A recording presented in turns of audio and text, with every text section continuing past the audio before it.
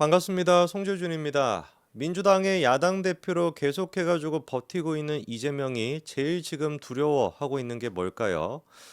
지금까지 버틸 수 있었던 그 근간이 무너져 내리는 게 당연히 제일 두려울 겁니다. 그리고 이재명이 지금까지 잘 버틸 수 있었던 방법은 뭐예요? 뭐 그거를 이재명의 장점이라고 해야 될지는 모르겠지만 어쨌거나 자기 사람, 자기 밑에 있는 사람에 대해 가지고 입단속 하나만큼은 잘 시킨다라는 거 아니겠습니까? 그 충성심 하나만큼은 어마어마한 것 같아요.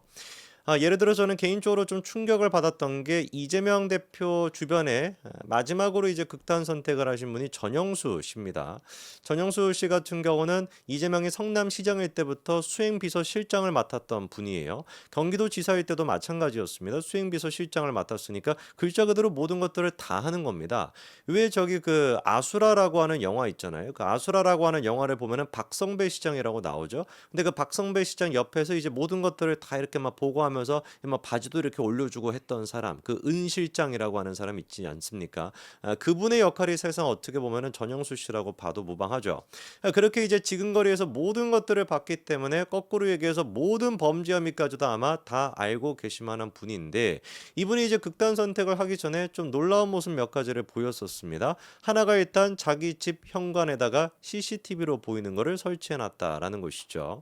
일반적인 뭐 혼자 사는 뭐 여대생도 아니고 그런 사람이 아니고서야 가정집에서 갑자기 뜬금없이 뭐 CCTV를 현관에다가 설치할 리는 거의 없죠. 뭐가 무서워서, 뭐가 두려워서 그런 거를 설치하겠습니까? 근데 전영수 씨 같은 경우는 그렇게 극단 선택을 하기 얼마 전에 그런 거를 설치를 했었다라는 게 굉장히 좀 소름 끼치는 부분이고 두 번째 같은 경우는 마지막에 이제 그 남기는 편지를 또 썼습니다. 한 4장인가 5장 가까이 되는 편지를 썼었는데 일반적으로 여러분들이 생각하시기에 세상을 이제 떠난다. 내가 이제 그런 선택을 하겠다라고 마음을 먹고 편지를 작성한다라고 한다면 제일 첫 번째 어떤 내용부터 쓰실 것 같으세요? 당연히 제일 처음에 해야 되는 얘기는 사랑하는 가족한테 미안하다라는 식의 얘기를 제일 먼저 하지 않겠습니까?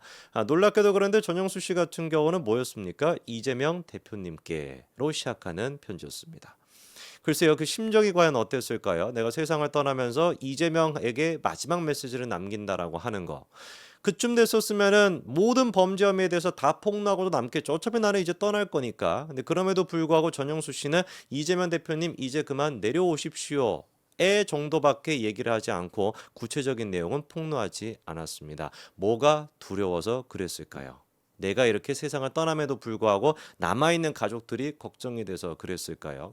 그만큼이나 어떻게 보면은 이재명 대표의 공포심과 뭐 여러 가지 요소를 통해 가지고 입단속 하나만큼은 잘한다라고 볼 수가 있는데 지금까지도 이재명 주변에서 입을 열고 있지 않은 사람들이 꽤 있습니다. 김만배도 있고 김용도 있고 전진상도 있죠. 이 세 사람 같은 경우도 언제 입을 다시 열지 몰라요. 이재명이 아마 무너지게 된다면 무너지는 조짐이 딱 보인다 확신이 되는 순간 아마 입을 열 겁니다. 그런데 그 전에 이재명이 무너지는 조짐을 만들어낼 수 있는 사람은 제가 보기에 몇 사람이 있습니다. 첫째가 일단 이화영 씨가 될 것 같고 둘째가 이제 누가 되냐? 오늘의 주인공 이홍우 씨가 될 것 같은데 이화영 씨에 대해 가지고 제가 입을 열 수밖에 없다라고 말씀을 드리는 게 이홍우 씨가 보여주고 있는 모습이 일반적인 사람의 모습이고요. 그 일반적인 사람의 모습에 이화영 씨도 별로 그렇게 차이가 없기 때문에 이홍우 씨의 패턴을 이화영 씨도 겪게 될 거다라고 저는 봅니다. 자, 그러면 이홍우라고 하는 사람이 어떤 사람이냐? 김용 재판에 가가지고 위증을 했던 사람이 이홍우 씨입니다. 기사회 같은 경우는 그냥 이모 전 경기도 시장상권진흥원 원장 이렇게 나옵니다만 이분이에요. 사진 한 개 보여주시죠. 요분이 바로 이홍우 당시 원장입니다. 자, 근데 이 이홍우 원장이 그때 어떤 식으로 위증을 했던 것이냐? 뭐 여러분들 내용을 아시겠지만 간단하게만 말씀을 드리면은 김용이 이제 그 남욱으로부터 뇌물을 받았다라고 하는 혐의가 있지 않습니까? 1억 정도 되는 이제 뇌물을 받았다라는 것인데 당시 검찰이 특정했던 날짜가 언제냐면은 2021년도 5월 3일입니다. 날짜뿐만 아니라 장소까지도 특정을 했어요. 경기도 성남시 분당구의 유원홀딩스.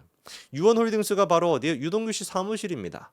그러니까 2021년도 5월 3일에 정확한 날짜에 유원홀딩스에서 몇 시 정도쯤에 오후 한 4시 뭐 5시 요 정도 사이에 돈을 받았다라고 하는 게 검찰이 이제 얘기했던 얘기거든요. 근데 그 부분에 대해 가지고 이홍우 씨가 나와 가지고 뭐라고 증언했었냐? 김용 씨는 2021년도 5월 3일 날 그 시간대 오후 4시라고 하는 시간 동안에 유동규 씨한테 그 남욱으로부터 돈을 받을 수가 없었어. 왜? 나랑 같이 있었기 때문에.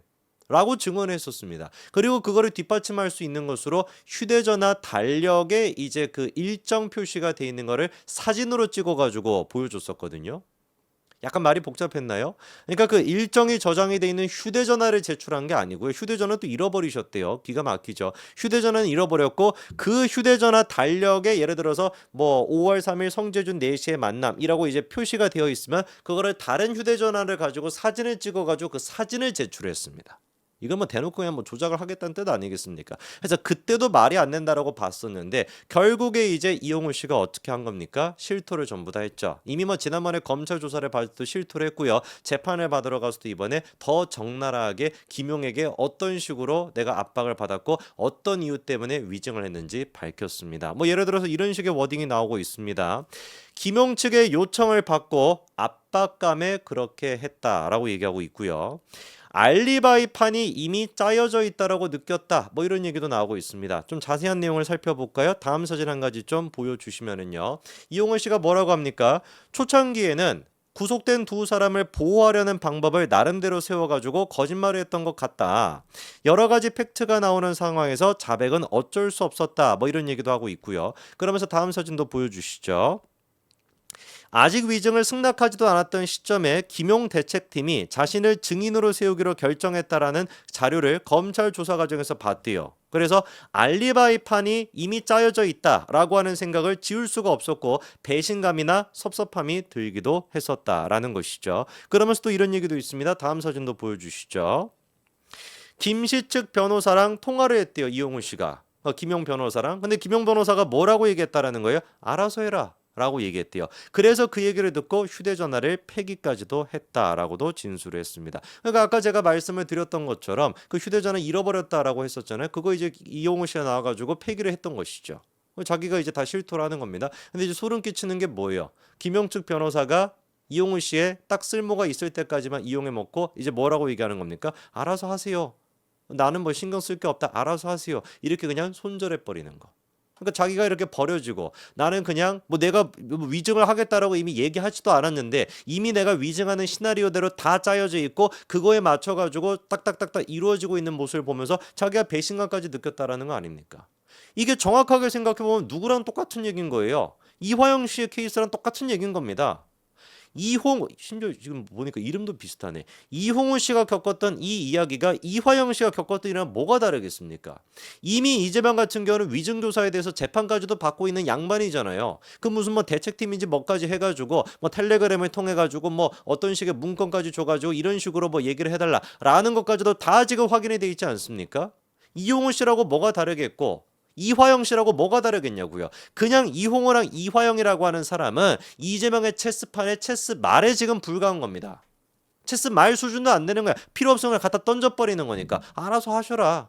쓸모가 없다 이제. 그게 정확하게 누가 앞으로 이제 겪게 되는 일이겠습니까? 이화영 씨가 겪게 되는 일일 수밖에 없습니다. 다시 한번 제가 강력하게 말씀을 드립니다만 이홍훈 씨가 느끼고 있는 이 압박감 이화영 씨가 안 느낄까요? 과연 이화영 씨가 검찰로부터 압박감을 느낄까요? 제가 보기엔 그렇지 않습니다. 오히려 이재명으로부터 압박감을 느낄 것이고 이화영 씨가 살 수 있는 길은 김용으로부터 내가 이런 식으로 위증을 요청받았다라고 진실을 고하고 있는 이홍우 씨가 걷고 있는 길, 그 길을 따라가야지만 이화영 씨도 산다라는 걸 꼭 기억하시기 바랍니다. 여기까지 말씀드리겠습니다. 감사합니다.